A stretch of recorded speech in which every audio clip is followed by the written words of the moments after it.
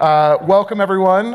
Really appreciate everyone coming out. I know it's a lot harder to get to these things now that we don't necessarily all go to an office. So, geez, on a Thursday, having to come in, I know it's a bit of a challenge. We've got a bit of a different kind of setup today, and I want to make sure that we have a lot of audience participation. And so maybe as a starting point to calibrate that system, if everyone could raise their hand. I promise it's not a trick.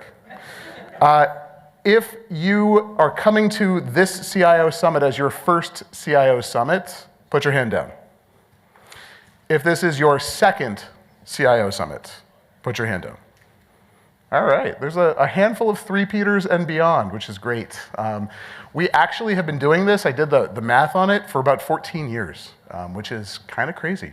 Now, it depends on how you count some of the pandemic years. It was virtual for a couple of those, but still, I think it counts. From my perspective, oftentimes we go through a little bit of existential crisis, and I think even in the context of 14 years of doing this, probably 14-year-olds are going through existential crises on a regular basis as well.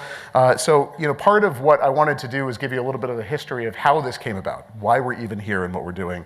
It actually started back in 2009, and so we created this kind of concept that came out of the subprime collapse that was this doing IT for good fundraiser. Part of it was we got exposed to a handful of nonprofits that were doing amazing work in the IT sector, but of course, at that moment in time, writing a check wasn't necessarily as impactful. And so the idea was to instead highlight that nonprofit by basically throwing a fundraiser. And so we created the concept of doing IT for good, which later kind of split into two halves. One became the CIO Summit, which is less about all of the kind of nonprofit component, and then the other half became our Social Innovation Summit, which is more of the nonprofit and social good and all the other things that we do. And so realistically, this was meant to be a fundraiser, and that's kind of why I think you're here. The goal is, if you can make friends, if you can build networks, build relationships, get a chance to connect, that really is one of our primary objectives. But also, I think to learn from one another in a collaborative setting where we get a moment to actually take time to talk about the issues at hand. You'll also notice, I think maybe part of that existential crisis and something that we're going through is a little bit of internal who are we? And what is it we actually are doing? And so a little bit more audience participation, if you don't mind. If everyone could take out their phone. Most of you, if not all of you, have my email address. If you don't, it's ajuliano at landmarkventures.com. It's also a.juliano@landmarkventures.com, cto@landmarkventures.com, anthony.juliano@landmarkventures.com. When you're in a company for about 20 years, the reality is you have every permutation of every email address assigned to you. So send it to any of those. What I want you to do is complete the following phrase. Landmark Ventures, they are. And whatever that word is, they are, you can fill in the blank. Give me one word, can be anything.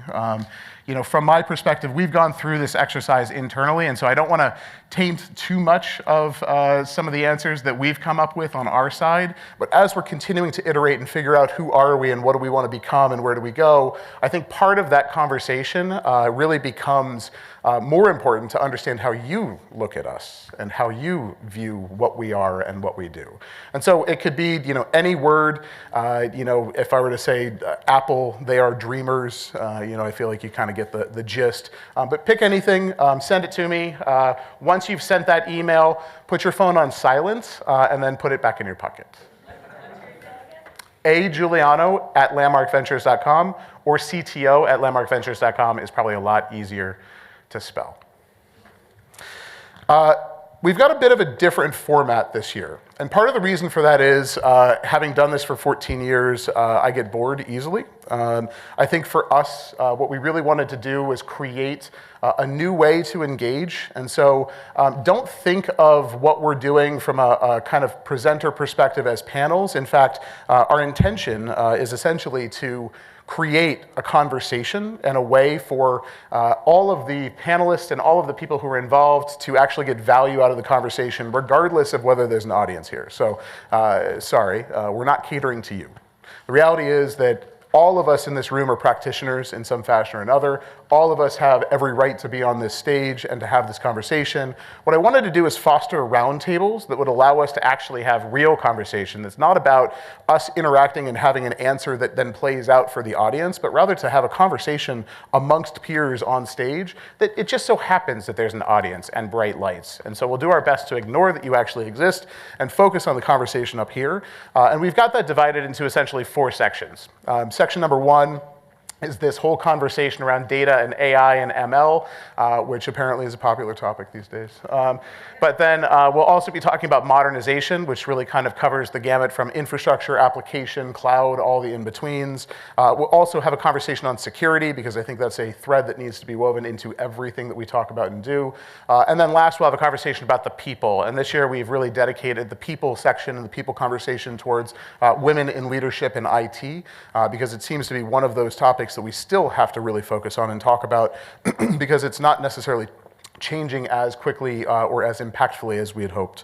And so, from my side, I think the other kind of aspects to what we'll do today really talk through roundtables. There'll be chances for you to attend breakout sessions, workshops, showcases, all kinds of ways to engage. But the goal is really to create an environment where we can all collaborate and talk. So I would love to actually invite Patrick to come up. So Patrick is the CIO for Convene, which is the location that we're in case you hadn't seen the title on the actual entrance. And Patrick's going to talk with us a little bit about where technology and community meet. So please, welcome.